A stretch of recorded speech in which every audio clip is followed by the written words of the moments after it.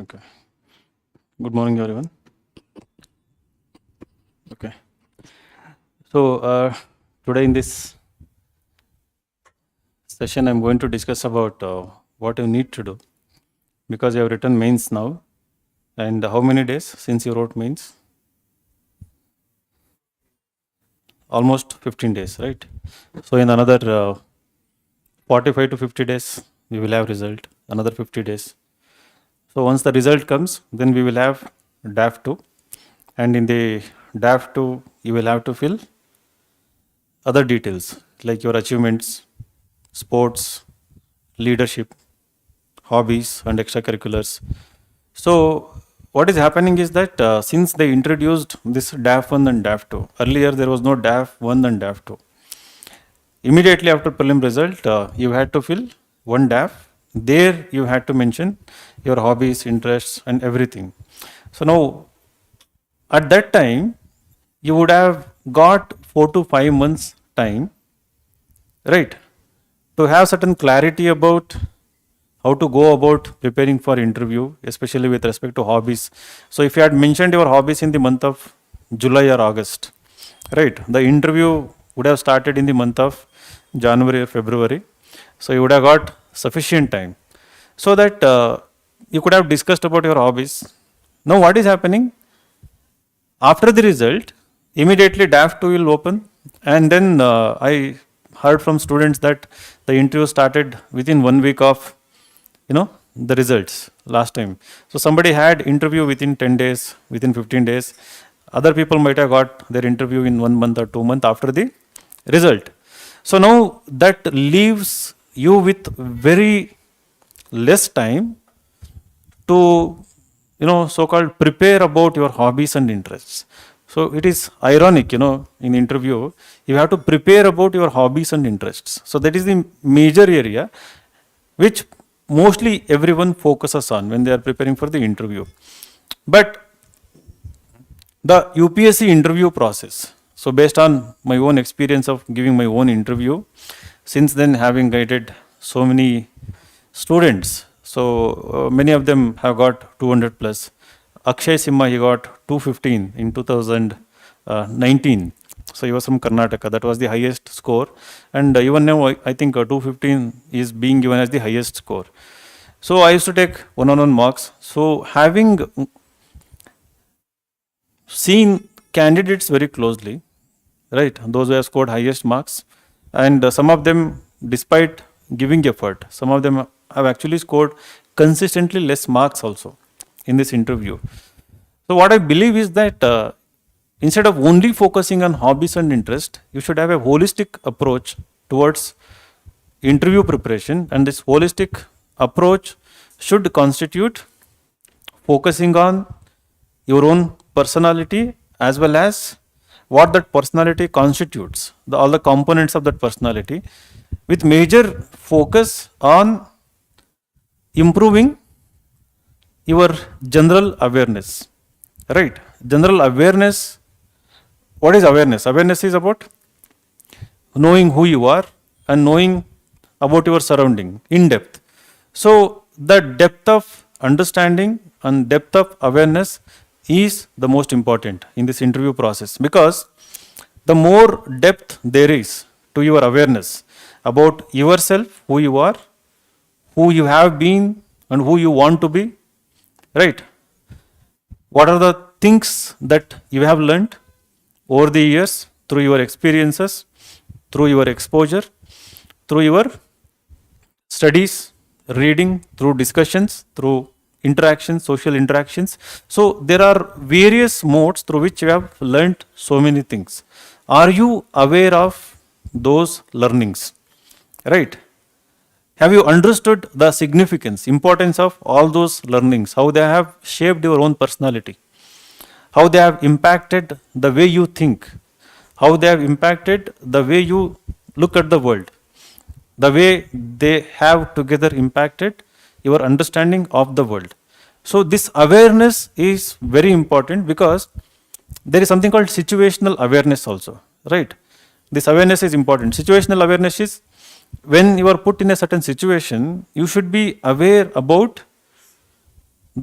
the circumstances, the surrounding, the physical part of it, right? The interactive part of it, the people, the environment, and ability to make the best judgment, right? Having realized the situation, being aware of the situation, making the best judgment, right? So this awareness about yourself, awareness about the surrounding is extremely important to come up with the best decision.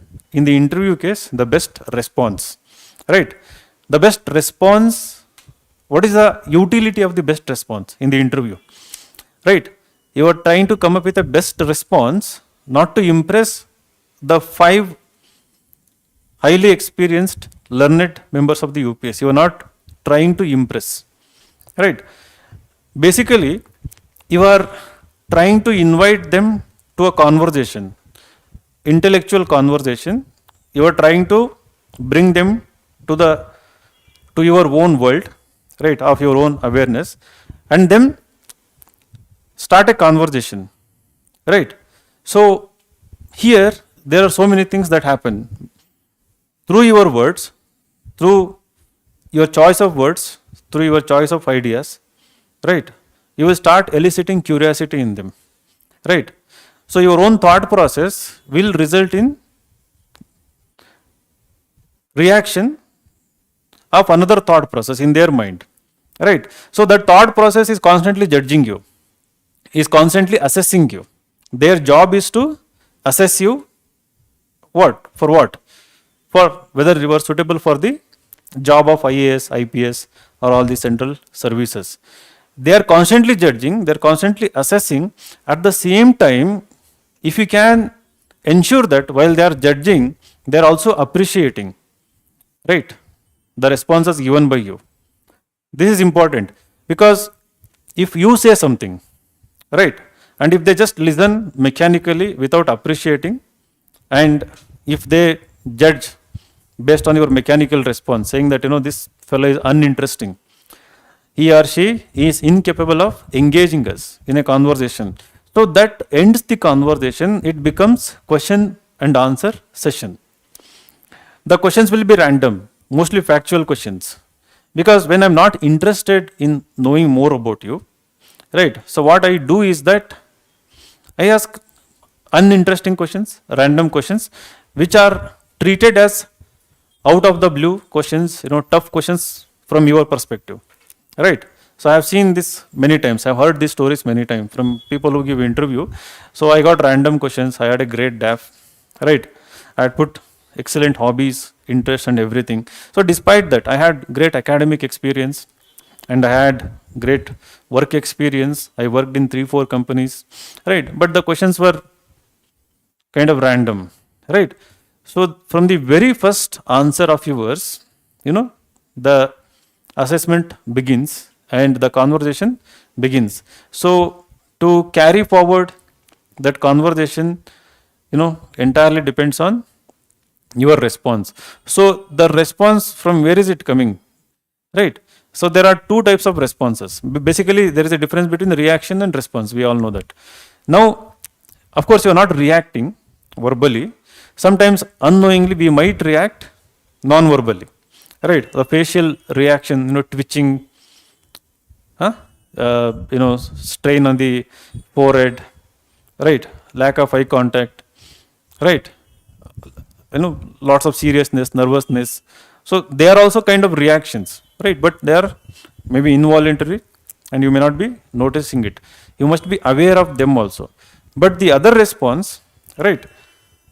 Within the response, there are 2 types. One is you tend to say what immediately comes to your mind, right? There is a question, they might ask you a question. For example, from which district you have come? Kalburgi. Okay, so they might ask, okay, what is special about Kalburgi? So very simple question, very straightforward question. What is special about Kalburgi? Now there can be 2 answers to it, right? The very first answer, what is it famous for? What? Okay, Sannati. Okay, Ashoka's demise happened in Sannati. Okay, apart from that, what else it is famous for? Okay. Mm-hmm.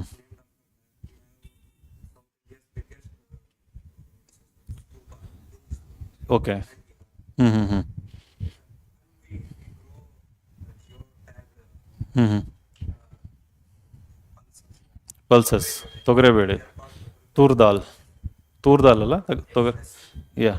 So, one response could be if the person is not aware of where he has come from about the district. The very first response, it is named after Black Rock, so it is named as Kalburgi. So it is famous for Black Rock or something. It is famous for Turdal.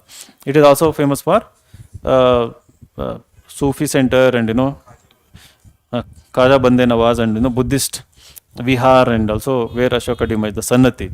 So you are giving 4 5 details. Now the another response. Now you are given 4 5 response, 4 5 points in your response. What is the nature of this response? Now, what is the nature of this response? Verbal, of course, but what is the nature of the content? The content you have given. Huh? Factual. What you have said is factual. You have given 5 facts about Kalburgi. You haven't said anything special about Kalburgi yet. You haven't described, you haven't painted a picture of Kalburgi, right? You are not giving me an idea about what Kalburgi is like, right? So, what is special about Kalburgi? Yes, there is Vihar, there is place where Ashoka died, and there is Sufi center, right? They are there. But if you can collectively put them, right? There is Buddhism, there is Islam, there is Hinduism, there is a harmony between them, there is a cultural significance because of the huge importance to these places, right? And also there is geographical importance. And whenever such questions are asked about, focus more on the culture and the people, right? What is the nature of the place? What is the nature of the people? While saying that, embed these facts in those ideas, right? So now what happens? I'll become more curious. Now the moment it's like a story, right? Now you have kind of weaved a story using 3 4 facts. So now I'll be more interested, right?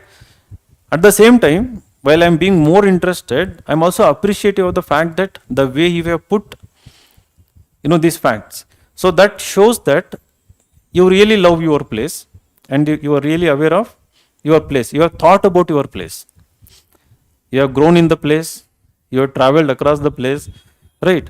You have thought about that place, the speciality of that place, right? So there can be nuances. I mean, minor details which we may not be knowing.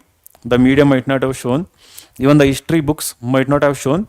But because you have traveled, you have listened to the stories from the region, you may be knowing something about them, right? Can you bring them out, right? So that is when the conversation happens, right? So last when I had this discussion, I came across, I was just reading something about the interview. There's something called airport test. Airport test. So that airport test is, let us assume that you and me are stuck in an airport. All the flights are cancelled because of the poor weather or some other situation. And 10 to 12 hours, we don't have any flights, right? How are we going to spend time?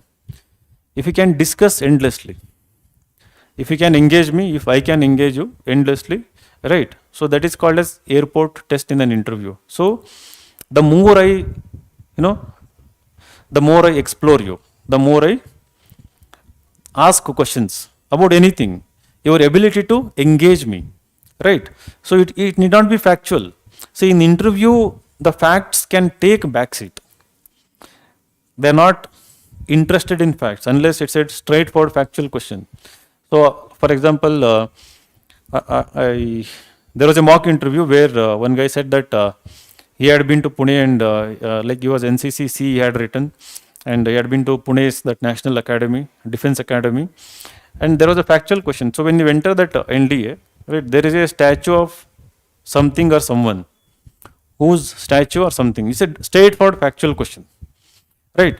So here the intention is what?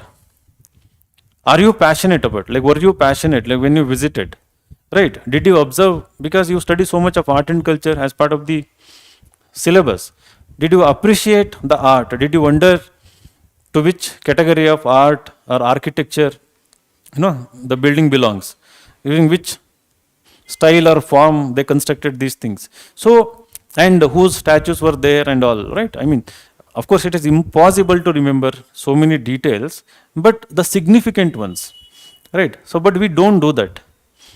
If we enter a hotel, we enter. Like, if there is a heritage hotel, we just enter, we book a room, and then we go. There may be so many paintings, there may be some kind of architecture, the building may be a heritage building, right? So we don't pause for a moment and stop for a moment and we don't observe. So in interview, that quality is being tested. That is what I meant by the awareness, right? Wherever you are, including the interview room itself, including the hall where you wait, right? Including the route you take from one point to another point to the interview hall, or beyond that, in your normal routine. If you can be aware, if you can observe things, right? So you are going to do well in the interview. So that observation is important even when you read also. Now, coming to how you can maximize your marks in the interview. So, of course, awareness is important, right? Diversifying your knowledge, deepening your understanding, this is all important. But how do you go about it, right? So my suggestion, like for example, I do one-on-one marks. So when there is a panel mark, I don't get sufficient time to interact, right? So when I'm doing one-on-one, so I can interact with one individual for 20 minutes, 30 minutes, sometimes even for 1 hour. So I have that freedom to ask as many questions as possible, the questions that I want to ask based on my own curiosity, right? Based on my own interests. And so I am an individual who has interest in everything, right? Not a deep interest, like I don't remember stuff, but I have interest in everything literally, right? If I open my Twitter or if I open my, even in Instagram also, like Instagram, I keep exploring videos about all civilization stuff, architecture, art, modern paintings, right? All types of dance forms, all types of music, just exploring it. Like, I mean, I just want to see the world, the richness of the world, how the world is represented through various art forms, right? The sports. So I don't know anything about rugby, but I keep watching the clips related to rugby, right? Baseball. So I don't know anything about baseball. I don't know the rules of the game, but I love following if there are any videos or something like that, right? Today morning, so this Al Jazeera TV. So there was a documentary that was on Israel, the birth of Israel, right? And I came to know a new fact that there were two types of Jews, right? One from the European Jews, so who were displaced because of the Holocaust, right? Because of the concentration camps, extermination by the Nazi, right? 6 million Jews were killed, and there were so many Jews who got displaced everywhere. So they needed a country, and when they came to Israel, they needed a labor force belonging to their own race, Jews. So there were Jews living from the past, like thousands of years, in the Arabian world. There were kind of half Jews and half Arabs, but they practice Jewish culture and everything. So they were brought in big numbers to construct their homes, their highways, their factories, and the inequality was intentionally seeded in the Israeli culture. Because if there is no inequality, if everyone becomes equal, who is there? Who is going to be the labor? Who is going to do the manual job? Right? And then I started thinking about our Indian caste system. Right? Like thousands of years ago, I went back. Right? And then, another day I started, there was a tweet about how there are castes within the Islam in India. There are many castes, there are many castes, like 3-4 major castes within the Islam community. So the 2006 Sachar committee report, so that actually highlighted about the caste inequality within the Muslim community. There is discrimination within the Islam in India, and the social, economic, and educational backwardness within these castes, how it was significant, the gap. So the thing is, the knowledge can come from anywhere, right? So it is important to keep an open mind and develop interest in as many disciplines, as many topics as possible. So that is when you start observing, that is when you start linking different disciplines together, right? Bringing different disciplines together. So this one quality is lacking in most of the UPSC aspirants. Everything is in silos, compartments. Geography, if there is a question on geography, only from geographical perspective. If there is a question on any society, only from social perspective. You don't even think beyond that, right? So I've seen many people writing essays. The social angle, political angle, the idea will remain the same. The topic, the idea, what is there in the topic, that is the idea in the social angle, in the political angle. There is no new perspective. On the same idea, there is no social perspective. You are getting the difference. On the same idea, there is no new social perspective. The same idea is there from the societal angle. So they pick up random example, and keep repeating the same idea. But that doesn't interest us. That doesn't engage us, right? So for that, to develop such interest, such diversity, my personal recommendation, if you are serious about interview, you have to be serious about interview, start reading 3 newspapers. Minimum. That is minimum. You can go beyond the 3 newspapers. So one, the Hindu, Indian Express, and another Live Mint, if possible. Compulsorily, like, don't be selective about the news items, right? Try to read all the international, what is happening in Bolivia, what is happening in Chile, what is happening in Uruguay. I came across Uruguay is the Switzerland of South America. I just saw a tweet or something. How Uruguay silently, despite having these kind of dictatorial regimes, right, kind of communist regimes surrounding it. So it has actually prospered, the Uruguay. So, of course, in the interview, if you have put IFS first, there may be a remote chance of asking question about Uruguay, right? But it need not be asked question, but can you have interest on them? So, international affairs related to all the continents. Don't restrict only to Russia-Ukraine war and what is happening in the Middle East, right? So try to be aware of what is happening in the Southeast Asia, what is happening down under, right? In New Zealand and Australia, what is happening in the African continent. So we have to read all these newspapers coming out of the UPSC prelims cum main syllabus mindset, right? Now don't try to read according to the syllabus. This is extremely important. Otherwise, what happens when I start asking certain questions, right? It can be related to Israel, Palestine, or whatever it is. So your idea, again, there won't be ideas actually. It will be factual. Your perspective will be so narrow, so uninteresting. It becomes difficult to ask questions. If there are more details, if there are more ideas in your answer, so ultimately the ability to score 200 plus or even to reach 215 depends on in 40 to 50 seconds, right? How well you are able to organize your thoughts and the quality of those thoughts and the distinctiveness between each thought related to the question, right? This is not very easy, right? It requires lots of practice, right? And it requires lots of reasoning power. You have to think a lot, right? To think a lot, there must be certain stimulus, right? So I think reading primary resources, sometimes best editorials from best publications. It can be Wall Street Journal, New York Times, The Economist magazine, Guardian, right? And watching certain shows on news like BBC, right? Maybe sometimes CNN, Fox News. Indian I won't recommend, right? Even if it is for Indian news, right? So better to there are no discussions in Indian channel. The media is dead in India, right? I mean, it is absolutely dead. The media is dead. What we have zombie media in India, scaring people, everywhere. It's a new phrase I coined, right?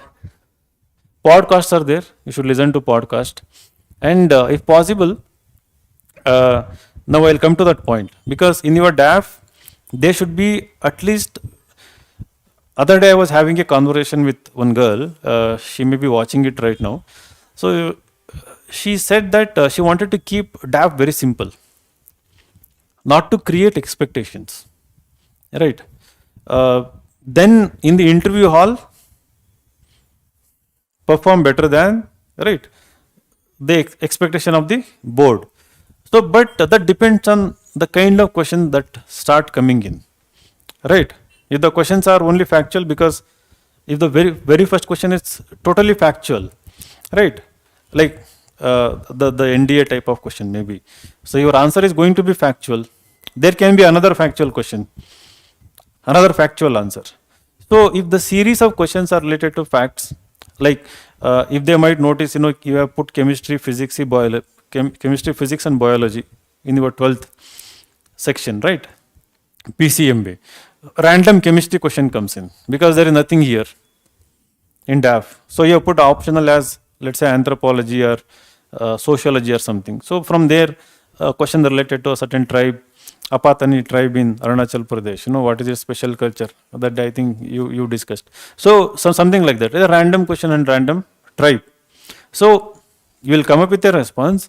Then you will start feeling bad about, you are expecting challenging questions. You are expecting more open-ended questions, broad questions. But those questions are not coming in, because the first few questions were factual and your answers are factual, right? But again, you cannot say something extra also, unnecessary things in your answer. Whatever you have to say, you have to say relevant things only, right? So I think that is a risk not worth taking. If you have hobbies, if you have interest, compulsorily put them. You can actually prepare for them, right? I mean, what else you have to do? Whole day in and out. I think this is the most interesting phase. This is kind of freedom, for liberation for you. I mean, you can read anything you want right now. So don't have to practice answer writing that mechanical way, essay practice mechanical way, right? But I do personally recommend blogging. Blogging. So at the end of the day, whatever you have read, choose 2 to 3 interesting issues. You just pour your heart out. Write anything that comes to your mind, right? So then start, refining it as you move forward, and then start only brainstorming ideas, right? Expressing your opinion in a logical way, backed by good justification. So that kind of writing you should write. I mean, that should be with conviction, and that opinion should be your own opinion. The opinion should not be balanced. This means answer rating, what it has done to many people is that positive, negative, right? Pro, against, and then in the end, way forward, right? It has, right? I mean, it is so mechanical. I mean, uninspiring, right? When you say something like that. In mains, it's fine. Even in mains, you should not be doing that. Some question will ask only comment, right? You don't have to divide your point equally between positive and negative. 6 points in favor of the topic you can write. 1, there is a counter argument, there is a negative side. You can definitely write it, right? In interview, they expect strong opinion. Instead of saying strong opinion, because strong opinion is the wrong, right? I mean, you might have an extreme opinion. So they want an opinion with conviction, right? Whether yes or no. You cannot start your answer, it has both sides, it has both positives and negatives. The moment you start with it has both positive and negative, right, their curiosity stops there. They're not curious anymore about your answer. So you have to start with the dominant opinion you have about the topic, right? For example, let us say, should Israel retaliate against Iran? Now Iran fired barrage of missiles against Israel. Now should Israel retaliate against Iran? What do you want to? What is your answer? Mm-hmm.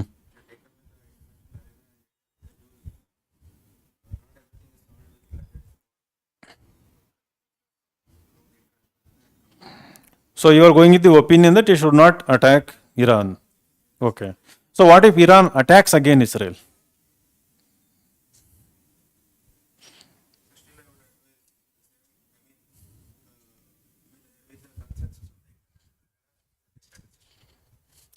The documentary I was telling, I was talking about earlier. So there I came across this line.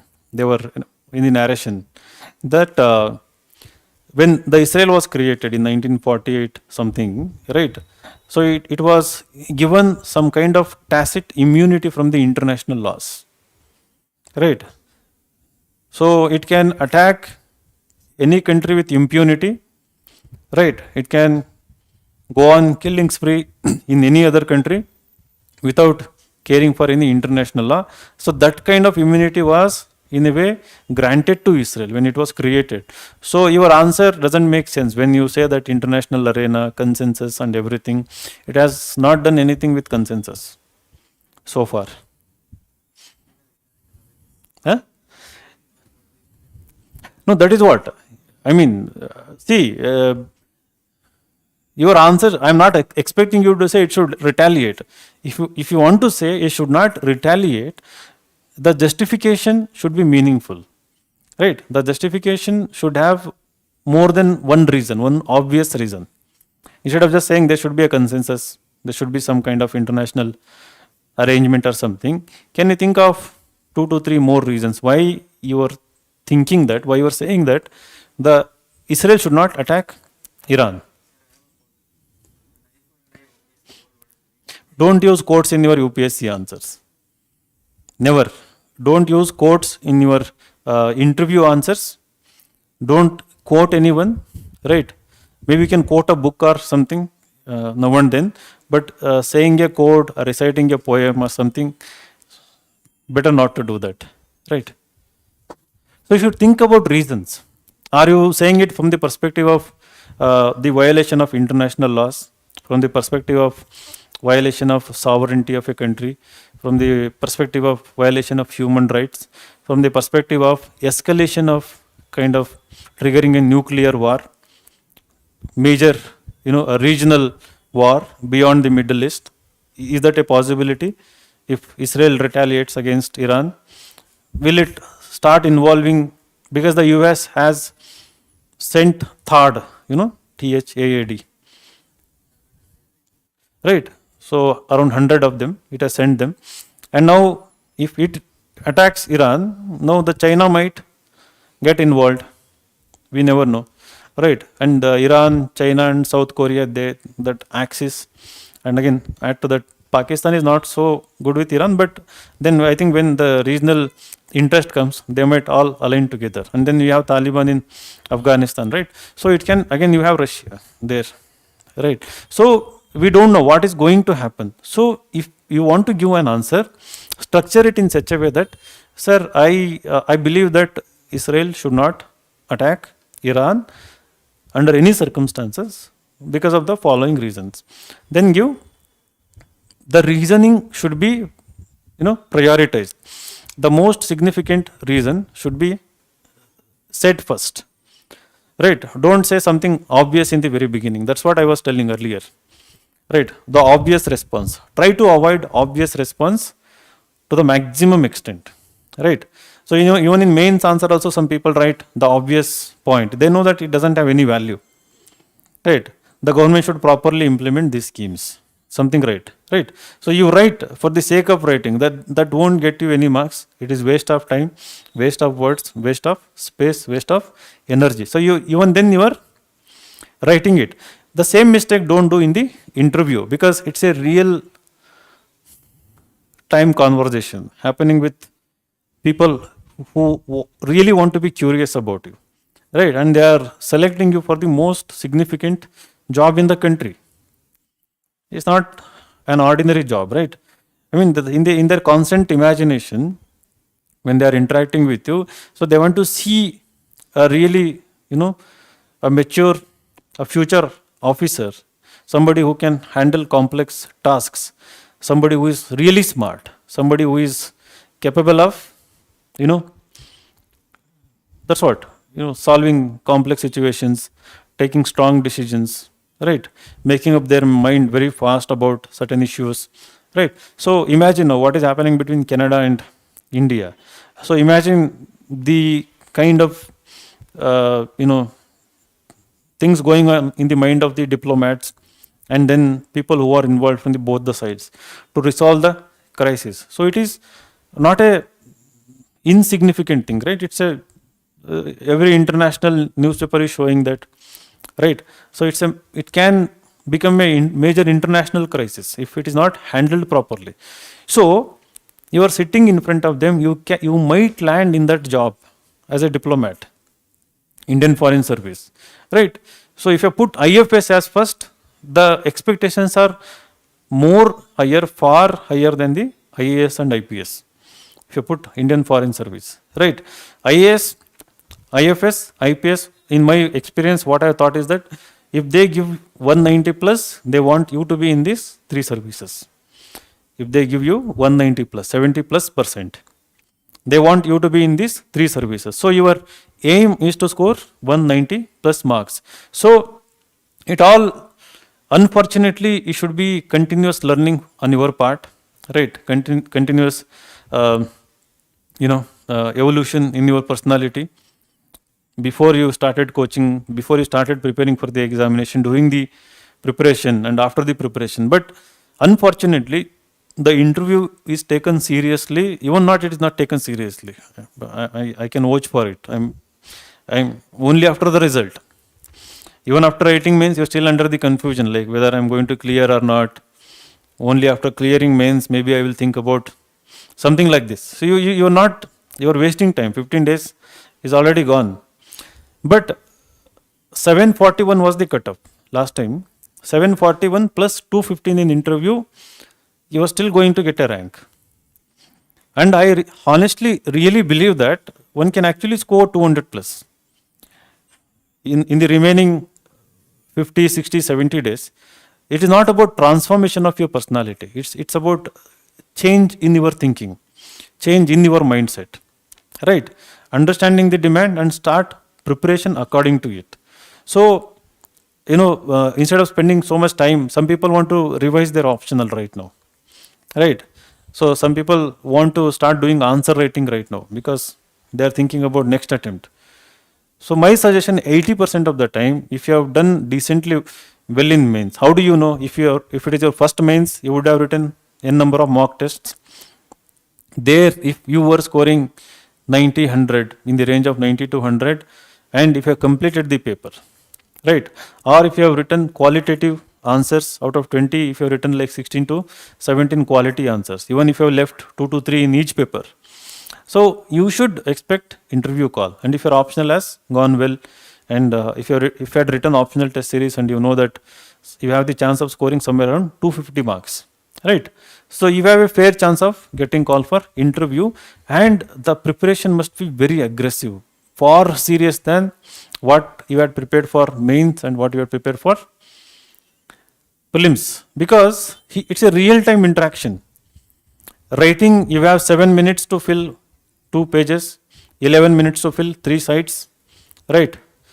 And whole 1.5 hours to fill 10 to 11 pages. Here, if I ask a question, like for example, let us say that it's kind of an essay topic. So is democracy under threat? Right, is democracy under threat? It can be an essay question. If given 1.5 hours, you will bring many details, right? You will do brainstorming for 20 minutes.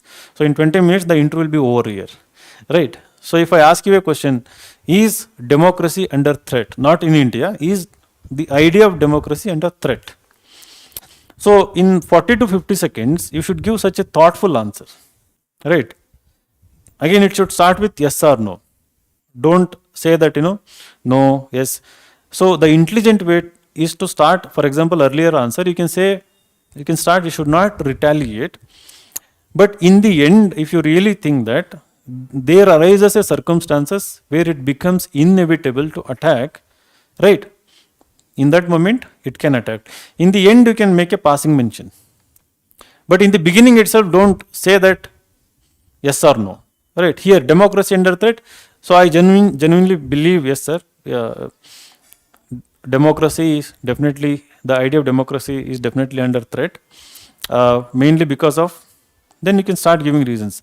Maybe you can think from the political perspective that there are far rightist movements happening, populist governments coming everywhere, and the democracies are kind of reduced to electoral autocracies, right? That substantial democracy, the idea of that is kind of taken away, right? Because of capitalist interests, right?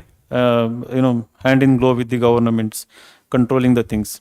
And then you can talk about maybe artificial intelligence. And there can be a separate question on how artificial intelligence can impact democracy in the future, right? So in the the growing individualism, right?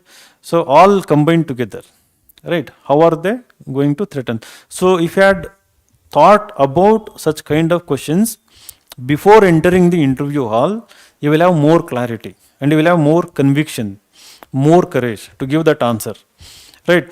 If you haven't thought about such kind of things before entering there, so you are still under confusion, you are still searching for a right answer there. You are searching for a right answer sitting in front of them, right? So that they will notice. So you are not clear, you don't have clarity. You haven't thought about this. So then they become dominant, then they will have kind of an upper hand. So it's a human psychology. So then they ask another punishing question, and then so the journey can be downward for you. So the best bet is to prepare beforehand by thinking about such kind of topics. So having conviction is very important. So I was suggesting 3 newspapers and then listening to podcast, but it becomes totally random. So to have a good draft, my personal suggestion, have maximum 3 distinct hobbies and interests. 3 hobbies and interests. And we should make distinction between hobbies and interests, right? So they're not similar. Hobby like numismatics or philately, right? Singing or dancing, painting various types of paintings, right? Hobby is something that you have been very consistent, you've been doing something tangible, right? The interest can be, you have specific interest in learning about specific topic or specific discipline, about specific phenomenon or a specific process or something. It can be very narrow also, it can be broad also. For example, you have this peculiar interest about knowing only about how dictatorships, how governments become turn into dictatorships, right? What was the nature of all the dictatorships that were there around the world, how they ended, right? So you have this peculiar interest, like you want to know about all these authoritarian, totalitarian, dictatorial regimes and their rise and fall around the world. So you have been watching documentaries on them, right? You've been reading books written on dictatorships, right? You can put that, something like that. Similarly, something about democracy you can write, right? Within democracy, you are very much interested in knowing about the institutions that run democracy, right? And then you want to know about extremist movements around the world, right? Or you may be interested about terrorism, right? So how terrorist organizations work, how they rise. It can be narco-terrorism, it can be the conventional terrorism, whatever it is, right? So you will have such interest. So many people come and tell me that, no, I don't have any interest. Like, you have studied so much, as part of the UPSC syllabus. I'm sure, like while reading security issues, out of all the security issues, there may be 1 or 2 issues that might be more interesting than other topics. While reading environment, 1 or 2 subtopics are more interesting than rest of the topics. While reading agriculture, 1 or 2 topics are more interesting than some of the topics. Can you identify those more interesting topics from? So syllabus is kind of a guide here. just to identify the interest, right? So within art and culture, within the history, right, within the ancient history, within the medieval history, right? So you might have read, or you might want to read some extra books, like that William Dalrymple, that guy who writes about medieval history, especially the Mughal history. I think he has written like 4 or 5 books related to the British and India, Mughal and India. So with those themes around, right? Somebody might have read those kind of works, right? So you can write something related to that. And if you read fiction, there is something called magical realism, right? So what Salman Rushdie has written, and Gabriel Marquez, 100 Years of Solitude, right? So they use something called magical realism. So they take up the real historical events and they combine it with some kind of fantasy, right? So, for example, Salman Rushdie in Midnight's Children, so he talks about the way India got freedom and the emergency years. He combines it with some magical figures, right? Fictional figures. There is a goddess. There are certain events that occur in kind of what do you say? Not in reality, but they are intertwined with the reality. They happen only in your imagination, right? But they are intertwined with the reality. So somebody might have that hobby of reading only such kind of novels. So reading novels, especially with the theme of magical realism, that also you can write. So you may have the habit of reading classical novels going back to 18th, 19th century, critically acclaimed, maybe something like that. So to engage these people, there should be keywords or themes or topics that match with their interest, right? Going by our understanding of how these 5 individuals come with different disciplines, right? Somebody may be IAS, Indian Foreign Service, one may be IPS, one may be an academician, university vice chancellor, from any discipline. But 30 to 40 years in their experience, they would have developed higher tastes, right? Higher tastes with respect to literature, art, music, movies, right? You cannot say that I love watching. You can say you love watching all these popular movies and all. Martin, Bhima, like in Kannada, all those kind of movies, or even KGF or whatever it is.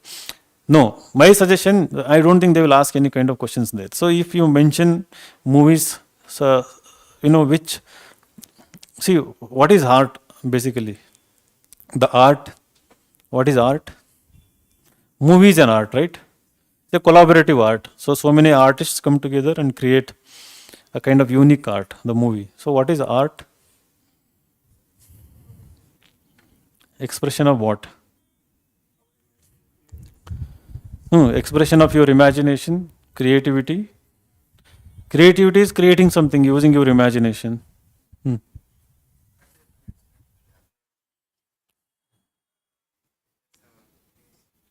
Hmm. No, art is basically expression, right? Expression of what you said, your imagination or creativity, right? In certain form. It can be dance, so you can express certain your emotions. It can be joy or sadness, through movement of your body parts or something, through dance. It can be through music. It can be through painting, right? Or you can express your view of the world, right? In your own imagination, right? On a canvas or something like that.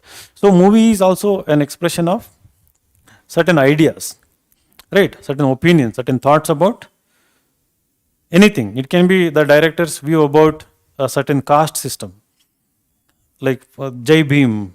You have watched that movie, right? So there can be how they have the man-animal conflict or man-environment forest relationship that can be expressed in certain way. So movies where such kind of real artistic expression is evident, right? So which is expression of socio-cultural realities or phenomenon, right? So such movies, if they are critically acclaimed, I think they will be more interested in talking about them because underlying theme is something related to humanity, which touches every one of us, right? So definitely they will be more interested in talking about such kind of themes. So if you want to write about movies, identify those kind of themes, right? You can start watching either movies or documentaries related to such kind of themes, like what happens with immigrants in countries like US, or in some other developed countries. There are so many movies, right? There are movies on civil wars, there are movies on wars, there are movies on, have you watched Parasite, the movie which got Oscar award, I think 2 years ago? Korean movie. Huh? You watched? What is it about?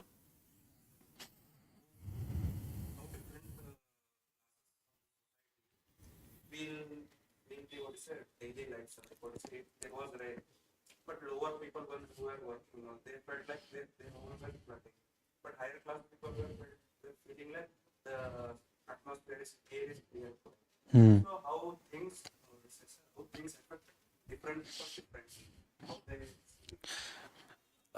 Basically, it's about correct. So, perspective depending on your socio-economic status, how you look around the world, how you feel about it, how you treat people, also, right? How your inner desires or ambitions, how they are shaped, you know, because of your needs, because of poverty or whatever it is. So, there is a rich family, and somebody joins as their housemaid or something like help, domestic help, and yeah, there is a tutor, and then he invites his family to stay in there, and they enjoys everything, and I think the rich people get killed in the end, right? So that is why it is named as Parasite. The poor people kind of acting as parasite in the rich home, right? Something like that. So the theme is about, I think the larger theme is something about inequality in the society, right? So the poor people also have higher dreams, higher ambitions, but again, so it takes long route to make it a reality. But there is also a shortcut available, right? It can be a crime. Huh? Lapata ladies. I haven't watched, but I've seen. Hmm. Hmm. It's about human trafficking. Hmm? Okay. Uh-huh. Parda system.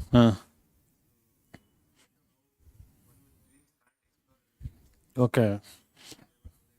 The one who is assertive cannot express because of the system. Okay, good. So identify such themes and interest. You can put them, mention them. So three should be there. My idea is that my understanding is that 5 members will divide. Okay.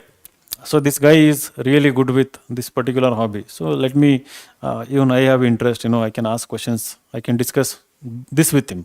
So another maybe from our home state or home district, they can choose optional. If there is academician who shares similar optional like your sociology or English literature, they might start asking more questions about it because that is their area of interest, their area of work also. So they can ask deeper questions also. So if you have 3 to 4, maximum 3, what I really think, because beyond that, it becomes, because to prepare on each individual, you have to put a lot of effort. You have to go to the lots of depth of it. It cannot be superficial preparation. If you put more, I don't think the time is sufficient for you to prepare on them. We are not being dishonest here, right? I'm not asking you to fake anything. I'm not asking you to put random things. Explore your own interest. That awareness I was talking about, going to my first point. So have you thought about yourself? Have you thought about your interests? You haven't done that actually. Randomly, you have certain interest, but you haven't given it a shape and form. Like, so this is a concrete interest which I can develop. For example, in my case, I had developed blogging as my very strong interest, and then it became hobby later. Interest will become hobby will become passion, and passion will become career, right? So interested, I used to write about so much of stuff, then started writing about UPSC examination, and then insights evolved. And then when all my attempts got over and everything, so blogging I had put. When I went to interview, I was Panchayat Development Officer. That job was there, and I had put walking in the countryside as one of my hobby, and watching certain war movies. I think that was also I had put. So the question got started, from the Panchayat Raj institutions. So I was passionate about my work. I had started my own blog for the Panchayat office. Out of nobody had told.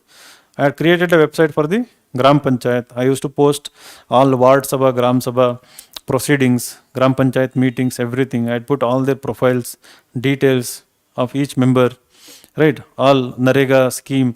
Now later they introduced geotagging or something. So I used to put, I used to put all the photos and everything, the work photos and everything. So on the job card details, everything. So even the revenue, how much tax is pending, how much is collected. So we talked about it, right? Not in these many details. So they asked what is the nature of your work.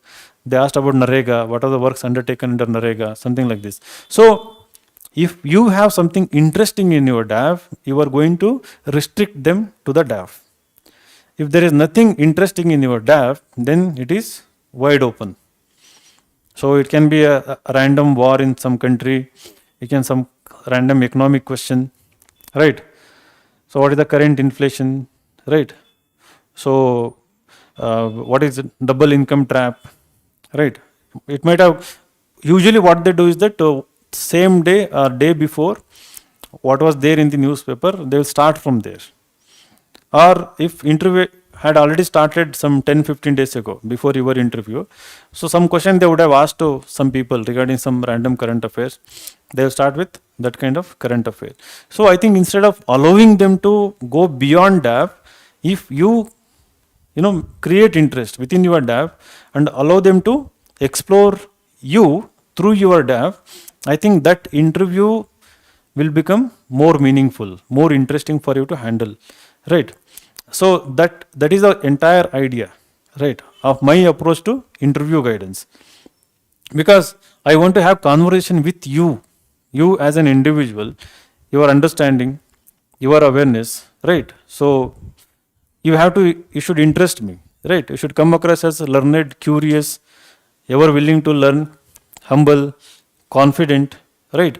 So an individual with clarity, why you want to pursue something, right? Now I'm giving this example for all the government examination. The DAF should not reflect that, right? There should be clarity, like you want IPS or IFS or IAS.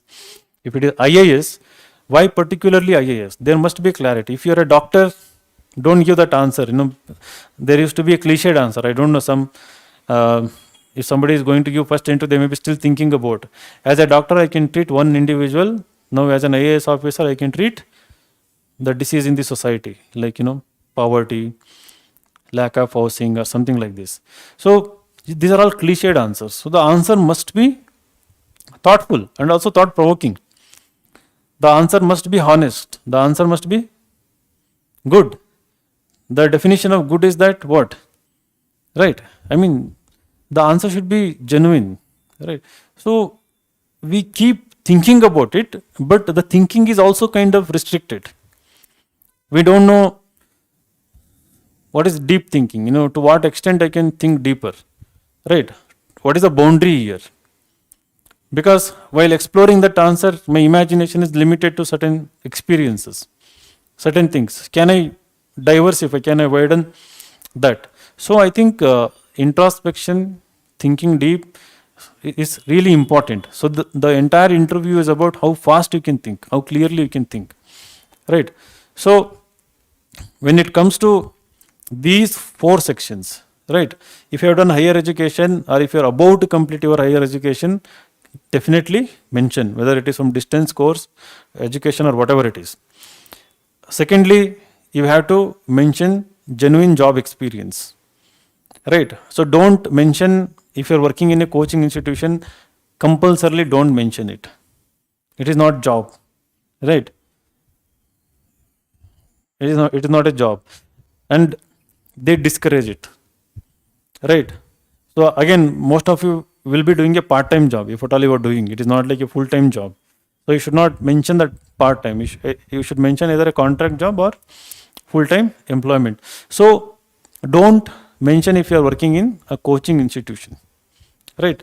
And then when it comes to the first section, scholarships, the scholarship can be in your 5th standard, in your 10th standard, 7th standard, during your college, post your college. For example, there are Young India scholarship, Teach India scholarship, Fulbright scholarship, if you know the foreign things, and Kalinga scholarship, and there is Jindal scholarship, right, for higher education. And nowadays for startups also there are certain scholarships, Government of India and certain private organizations, and Infosys gives. So there are certain Azim Premji Foundation, they also give scholarship. So it can be any kind of scholarship you might have got, so which has significance. So you have to mention it. And you might have got MHRD scholarship also, the 10th, 12th or something like that. So that is also important during graduation. And all the gold medals and medals and the first ranks that you have achieved in your academics, they can also be mentioned under the scholarships column. So then the sports, this column is not asking achievements in the sports. Did you participate in sports? So you might have been NCC ACE certificate or Scouts or Guides, and NSS, that is also there. And then any other sports during school you might have played. So that should be mentioned. Third one is about leadership roles. So in the first there is a line, broad line, your achievements in school, college, university, something like that. But some people do mention their achievement or leadership role in an organization also. I think that should be mentioned. For example, you have worked in a company and you were given a very big leadership role, right, in an MNC or whichever company. So that can also be mentioned, including at college and university level. If you are a captain of your football team, captain of some other team, it need not be sports, other like extracurricular activities. For example, RV college they have Rotaract or something. Somebody might have led that. In Bangalore Medical College or in any medical college, there may be clubs or something. You would have led a team. Agriculture, you would have led a team, something. So all those leadership things you can mention. So coming to hobbies, extracurriculars and interest. So this is the starting point in my opinion. So from there they start, getting more interested in you. And then they start asking questions regarding that, right? So for that, start making exhaustive list of all your interests. So that is the step number 1, right? Exhaustive list. So don't try to filter. So if you want to filter, come to me, right? Maybe we can sit and discuss, we can filter your hobbies and interests. So don't try to filter at your level. Make an exhaustive list. And hobbies, if you have consistent hobbies, it can be walking, it can be running, jogging, going to gym, dancing, singing, and you might have done them some 5 years ago, might have stopped, but still I think you can mention it as a hobby. For example, during school, college days, you would have been part of classical dance or some other art forms. You might have stopped because of your college and UPSC preparation. I think still you should mention hobbies, right? So identify those hobbies. When you mention jogging, running, gymming, bodybuilding, modeling, singing and something like this, so I think they won't be much interested. What they represent is that they are very significant, they are very important from the perspective of assessing your personality. I mean, it gives the impression that you have been a disciplined individual. I mean, individual with discipline, right? You've been individual with extracurricular interest. You have gone beyond your academics and done something. So they all indicative of what you are. Questions may not come, but they are still important. You should not leave them out because questions are not coming. From where questions will come is the interest part, right? For example, you have hobby of blogging about artificial intelligence. So you have hobby about blogging about impact of AI on various aspects of human society or human life. So you've been writing series of articles. Impact of AI on human creativity. Impact of AI on democracy. Impact of AI on, today there is an article, about RBI. So monetary policy. AI can significantly impact something related to finance sector. How it is going to impact finance sector. How AI is going to impact the logistics, right? How AI is going to impact education itself, the education system, right? How AI is going to impact what? Agriculture, what? Traffic. Acha, ठीक है. Urban management or something, urban mobility or something. You can put a broad word or something. So you've been exploring. So you can write 100 articles, something like that. So that also can be mentioned. So such three interests, right? In addition to one or two hobbies. Like if the hobby itself is interesting, for example, blogging has become your hobby, blogging about certain important issues, right? You can put comma. So there was this guy who got IPS from Mysore. He had put like 5, 6 such hobbies. He in fact had genuine interests. He was very curious kid, and he was giving really good answer on all this. He wanted to learn about mind. He was interested in the universe, the space, right? So all that is happening, with the physics of the universe, not from the philosophical perspective. So he was interested in,